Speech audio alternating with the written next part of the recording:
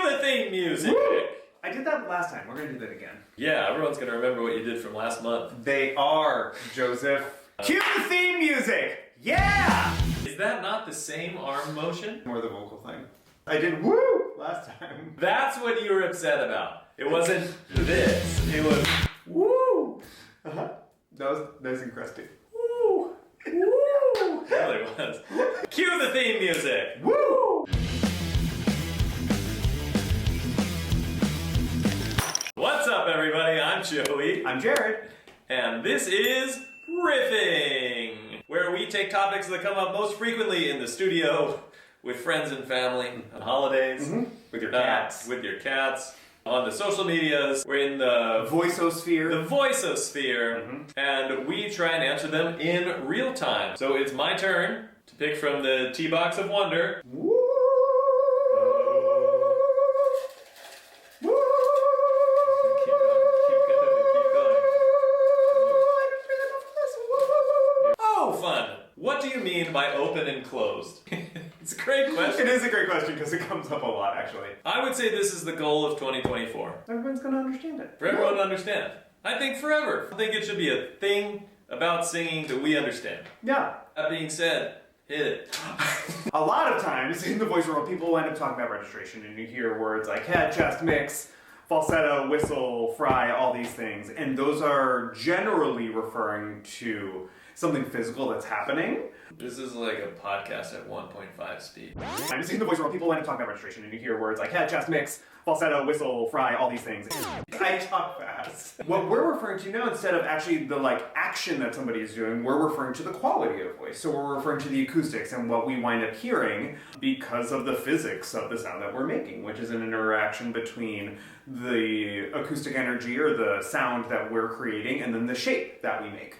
So at certain points in our voice, on certain vowels, we get what's called open timbre, which has a call-like sound to it. So if I'm on an ah in the middle of my voice, ah, that sounds open, it sounds call-like. Whereas if the vocal tract is converging somehow, if either our tongue is moving forward, or our lips are moving forward, or we raise in pitch, we get into what's called closed timbre. I might not necessarily have changed something at the vocal fold level, but the different shape of my vocal tract changes the quality of the sound in the same way that there are very similar mouthpieces between lots of different brass instruments, but because of the shape of that instrument, you get a different sound when you're looking at a tuba versus a trumpet. So the reason we talk about open and close is adding an extra data point. So we can say that we understand that this is a mode 1 sound or a mode 2 sound, or we're thinking about our qualifiers when we talk about something like a mix. And now we have an extra thing, an extra way to categorize the sounds that we're hearing. Because a lot of times when people get confused or have questions about the sound they're hearing, it's because they're melding together laryngeal registration and acoustic registration. And if we can just help people understand that, then it's a big thing. Say I'm just going to make a sound and we'll move between the two. So if I'm on oh, people will be like, oh, that's an open sound. If I change my lips, oh, there's a fairly substantial sound change that occurs. For sure. And for a long time, we intuited, very intelligent people intuited, oh, there must be a large fundamental change. We're going to call that a registration change. Yeah. You've moved into a new register, and we have moved into a new acoustic register, but not a new laryngeal register, which gets into talking about 3 different types of registration. Laryngeal registration, acoustic registration, which is the focus of this question, and then perceptual registration. Yeah. For the majority of sounds that we're playing around with, we care about open sounds and closed sounds. There is also, if you're an acoustics nerd, there's a sound above closed sounds that's called whoop, which we often just kind of call loft, or lofted head voice. And it mostly has to do with what's happening either in operatic or classical singing, or when pop singers go above the staff. Yeah. For the bulk of singing that we're going to do, between middle C and F5, we care about open and closed. And I think another question that comes up is, when you say open and closed, are you talking about vowels? And the reason we don't say open and close just in the phonetic definition is because there are limitations based on physiological limitations. So once we get to certain parts of our range, we no longer can abide by the phonetic definition of open and closed vowels. It'd be helpful if they were two different words, because phonetic open and closedness has to do with whether the tongue or the lips are changing the shape such that there is either bisecting of the vocal tract behind the tongue, or that it is converging because the lips are rounding for ooh. So you start at ah being the most open, and then we go down lip vowels and tongue vowels to get to e and ooh. Oh,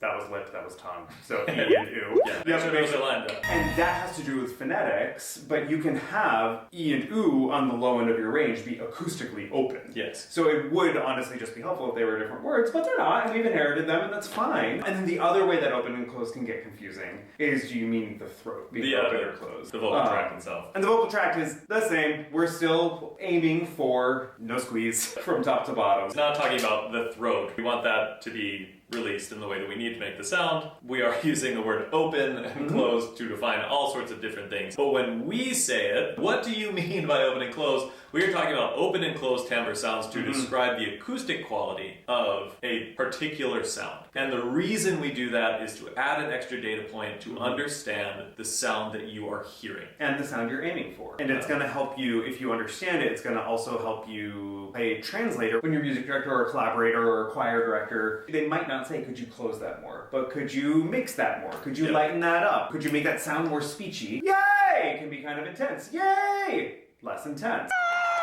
It just adds to your ability to move between whatever vocal color you want. Because at the end of the day, if you understand the framework of we have head voice options and chest voice options, and then we have open and closed options for both head voice, open and closed, and chest voice, open and closed. You got 2 standard deviations away from zero there on that bell curve, and you've got most of the ground covered, and can really understand a lot about the sounds you're trying to make, or the sounds that are being asked of you. If we can get everyone to understand that, gosh dang it. Gall darn it. What did you say?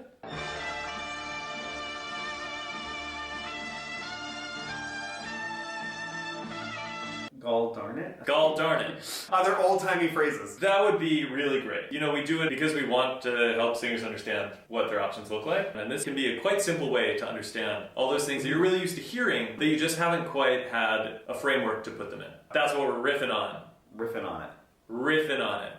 Cue the outro. Yeah! Yeah. It's for you, Michael.